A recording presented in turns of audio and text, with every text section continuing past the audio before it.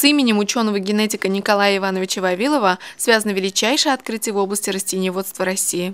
За свою недолгую жизнь он прославил российскую генетику на весь мир. С целью увековечения его имени ежегодно естественно-географический факультет Башкирского государственного педагогического университета имени Мифтахиддина Акмуллы проводит вавиловские чтения. В этом году эти мероприятия были приурочены к десятилетию открытия специальности генетика. В 2002 году была открыта специальность приказом, специальность генетика в единственном педагогическом вузе, который тогда еще назывался институтом, даже не университетом. И это специальность классических университетов, и первый прием был осуществлен 15 человек, бюджетных мест, и с этого момента у нас начинается вот эта эпопея.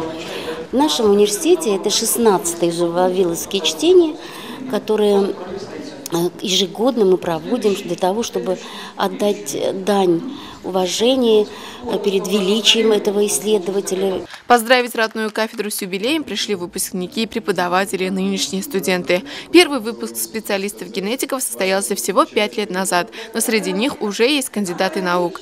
Большинство выпускников кафедры генетики продолжают свою учебу в аспирантуре Института биохимии и генетики, а также в крупнейших вузах Москвы. Работают они сейчас в Санкт-Петербурге, в Москве, в Институте нейгенетика, в Пущино. Одна работает в Новосибирске,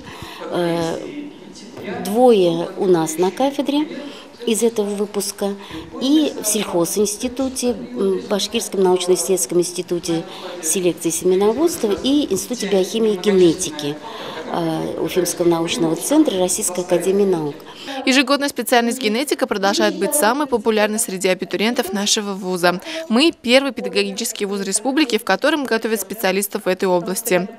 Куда бы они ни шли, они показывают блестящую подготовку.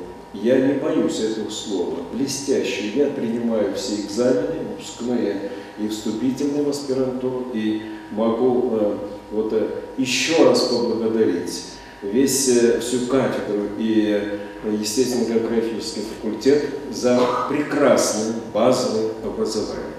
Вавиловские чтения – еще одна возможность для студентов проявить свой творческий и научный потенциал.